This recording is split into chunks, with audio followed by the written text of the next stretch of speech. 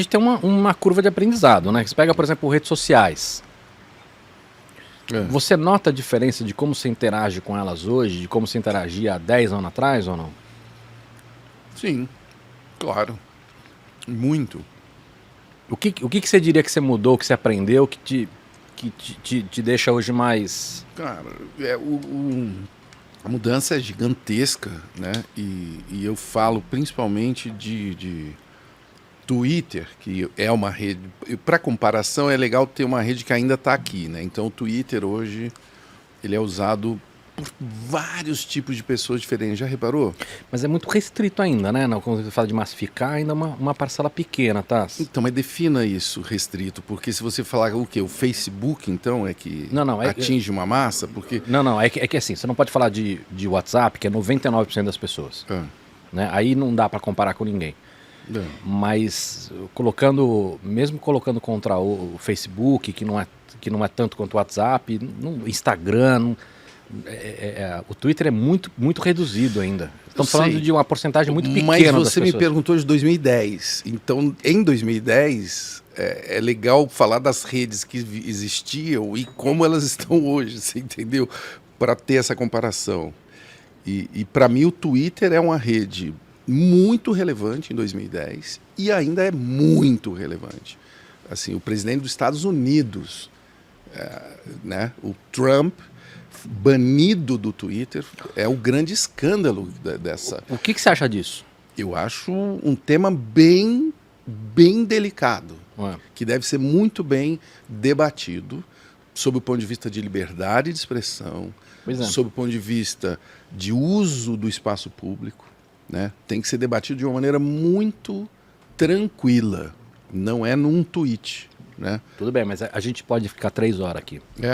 Então eu vou te dizer, o que eu vejo é que a tática do Trump, ela é uma tática absolutamente nociva, assim, absolutamente, para usar aquela palavra que o pessoal gosta, é tóxica, né? O cara cria uma estratégia de manipulação. Perfeito, mas vamos entender de que todo mundo concorde com isso. Eu sei que não é verdade, mas vamos partir desse princípio. A minha dúvida, e que às vezes tem dia que eu falo assim, puta, tem que fazer isso, tem dia que eu falo assim, puta, não é legal isso. A dúvida é, deveríamos proibi-lo de usar o Twitter? Porque não estamos falando do Twitter, nós estamos falando das redes sociais, que acaba sendo hoje o ambiente onde você fala. Por isso que a resposta não dá para ser sim ou não, né? É difícil, né? Não dá para ser sim ou não, porque aí vira um placar de uma guerra, de você é a favor do Trump e você é contra o Trump. Não é isso. O que eu acho é as redes sociais, antes de tudo, elas são empresas comerciais, altamente lucrativas, algumas, assim, excepcionalmente lucrativas, onde o objetivo é financeiro. O Mark Zuckerberg é um cara que só pensa nisso, em como ganhar dinheiro. Então é bom isso ficar claro, porque quando surgiram as redes sociais parecia uma coisa assim, uma turma do bem, uma galera... Porque elas representavam o poder para as pessoas. Não, então, isso foi... Não, isso é o que a gente acreditava. Isso foi uma ilusão. Eu nunca comprei, inclusive. Não, você nunca comprou isso? Nunca comprei. Eu vou te falar que com todo o meu ceticismo, eu tinha comprado um pouco. Nunca comprei. Por quê? Porque eu nasci dentro de uma coisa chamada televisão. E aprendi que existe um dono da antena, do broadcast, no caso da televisão. E agora, com tudo esses casts, quer dizer, você em todas as direções, continua esse modelo. Tem sempre alguém que é o dono da antena. Eu acho que essa discussão... E a liberdade que a gente tem que perseguir e lutar por ela, a liberdade existe. Ela está sendo atacada, a gente tem que lutar por ela. É muito sutil você falar, não, corta o Twitter do Trump, isso vai melhorar a democracia. Não é assim. Ele tem que entender por que ele foi punido. Ele foi punido, no caso, por exemplo, brasileiro, é mais fácil de entender, porque aqui, infelizmente, as imbecilidades são agigantadas. Então, quando alguém bota em risco a vida de algumas pessoas, como esse governo fez, e infelizmente continua fazendo, o Twitter tira do ar aquele tweet. Está certo. tem que haver uma regulação. Eu acho que a gente está o que eu acho mais complicado é o seguinte. Sabe quando a gente vê em seriado que o médico precisa optar de destruir o fígado ou o rim do cara para salvar a vida dele? Eu acho que nós deixamos degringolar um negócio. E aí chega nesse momento que as coisas estão tão sem controle que a gente tem que tomar uma decisão como essa.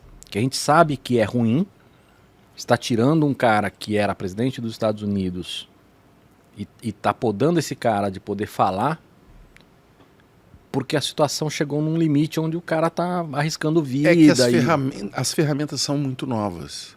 Então, quando você começa a usar uma faca diferente, você às vezes corta um dedo. Você tem que aprender fazendo, né? Você sabe disso, você é um fazedor, um maker, né?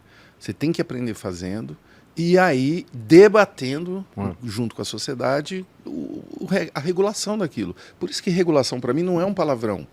Quando se fala, quer regular a mídia, tem que regular. E essa regulação não é uma pessoa que vai dizer o que deve ser. Então, acho que tem uma questão conceitual. É a sociedade que tem que regular. Então, acho que tem uma questão conceitual aí que é o seguinte. O grande ponto é que a gente não pode deixar o poder de decisão, seja ele qual for, na mão de um indivíduo como Zuckerberg, dependendo dele ser legal ou não. Isso.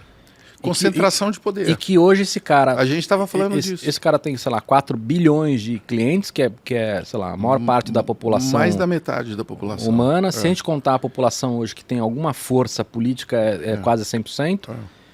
Então, acho que a decisão do que se pode e não pode, é mais do que regular esses caras... É concentração de poder. A gente tem que antes regular o que pode e não pode, e esses caras vão ter que seguir isso. Você está vendo, Cava? A gente voltou lá naquele primeiro ponto onde a gente começou a conversa, que é a desigualdade, né? Existe uma tremenda desigualdade de poder, né? Quando você vê cada vez mais, e não é só dinheiro, mas os meios mesmo, né? De decisão. Por isso que você tem um figura como Elon Musk, que de vez em quando brinca de fazer oscilar as moedas, ou de, sabe, enfim, e é legal assim, eu admiro a inovação que ele propôs e que ele propõe, reutilização de foguetes, tem várias coisas que estão ali, mas ele esse cara também alguém que precisa ser regulado. Então, mas acho que entra naquela alinhamento de... Ele está olhando... Aqui, ó, seu pão aqui, ó. Não, mas... ele é igual. É igual. Mas eu tava com inveja do seu. Pega o meu aqui, ó. Eu fiquei com inveja. Mas é igual. É igual. O seu é mais tostadinho. E esse é aquele pão artesanal. O seu é mais tostadinho. Feito com a fermentação lenta. Não vem me enganar, não. Não vai pesar na sua barriguinha. Ô Taz, acho que volta naquele ponto que a gente estava falando, que é o seguinte, a expectativa dos heróis, dos caras que vão resolver tudo, a gente entender que mesmo gênios falam muita merda. Sim. Então você pode ter esse cara que está ajudando a gente a avançar em um monte de área, de carro elétrico, carro autônomo, viagem espacial e tudo mais, mas que ao mesmo tempo ele age com uma criança de 10 anos de idade no Twitter. E você vê, porque nós vivemos conectados, né? Que antes você não via. O cara fazia uma merda lá, entendeu? Você acha que o Henry Ford não foi um cara que cometeu algumas escorregões e tal? Lá no início da indústria automotiva? Não precisa ir longe. Eu agradeço todos os dias que na minha época de adolescência não tinha. Então, não tinha essas câmeras. Não tinha rede social. Eu também, eu tenho o maior, sabe? Engraçado você falar isso.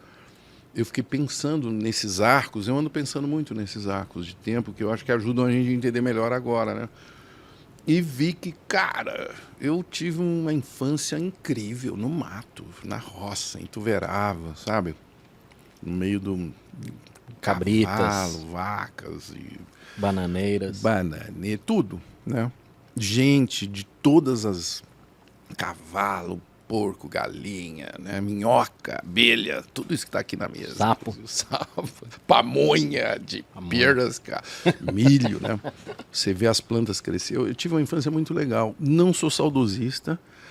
Eu acho que cada época é fantástica. Os meus filhos, assim, eu admiro todos eles, de várias idades diferentes, sabe? A Clarice está com 16, vai fazer 16 e fez 16 já. Nossa, caramba. vai fazer 17, vai fazer 18. Esse é o velho clichê, né? Passa rápido. Caraca. É a mais nova, o Miguel 20 e o Luke tem 32 já. 32, mas, enfim, Então é tão legal você ver isso e ver que cada um tem a sua oportunidade, né, de usar as suas coisas, as ferramentas, as suas ilusões e também as suas criações, né, as suas soluções também. O que eu acho que é mais maluco, assim, eu conheço pessoas que têm filhos de, sei lá, 12 e 8. 4 anos de diferença já é um mundo diferente. Já é bastante. Mas aquela hora que você estava falando da sua filha, que ela vê desenhos mais lentos e você não, isso para mim é um excelente sinal. Não é? E eu ando vendo desenhos também, de crianças de 2, eu tenho uma filhadinha. Tá, mas agora ela tá gostando de mangá e os mangás é outro ritmo, né? Eu sei, mas, cara, eles são capazes de ver a Peppa, sabe? Que é genial aquilo. É genial aquilo. É? Sem drogas? É genial. Aquilo é incrível. A comunicação que aquilo exerce com uma criança de 1 ano, 2 anos eu tenho um ódio mortal a ela, porque eu acho ela insuportável. Não. É muito legal. Papai. É que você é muito ranzinza. Eu sou. Eu tenho que avisar vocês. Vocês não repararam ainda? Ele é muito ranzinza. Aqui ele deve se fazer de bonzinho. Aqui é a minha fachada. Aqui é tudo mentira. Ele é ranzinza, mas é um cri-cri. Se combina. O Focas ele não engana, não. O Focas me conhece. O Focas, confirme, por favor. Eu falei que eu ia chegar aqui às 19 horas. Falei que eu ia chegar aqui às 19 horas hoje. Chegou que horas? 15 para 7, ele me manda assim. E aí? Avise quando você estiver chegando. Não, mas isso você tem que ir lá na porta te pegar. Você está dirigindo, então avise. Você tá vindo no seu carro fazer o podcast dele. Tô te dando a honra de você participar. E ele fica controlando. Onde você está? Me dê uma estimativa. É lógico. Eu cheguei às 7h07, tá chovendo em São Paulo. Atrasado. 7 minutos. E levei uma bronca, cara. E vocês estão vendo esse podcast, não sei porquê. Aliás, sei. Para quem estiver assistindo, manda pergunta também, hein? Manda comentário, manda... Fala mal do Cavalinho. Pode falar. Deixa eu aproveitar. Pode falar mal de mim também. O pessoal do Sailing Around the World, que já veio aqui conosco participar, eles acabaram de fazer o seguinte comentário que eu achei genial. Prefiro Rá-Tim-Bum do que Peppa Pig. Mas o Rá-Tim-Bum já é para criança mais de idade. Tá? Eu agradeço aí o pessoal do Rá-Tim-Bum, que eu tenho um puto orgulho de fazer parte. Não, era sensacional.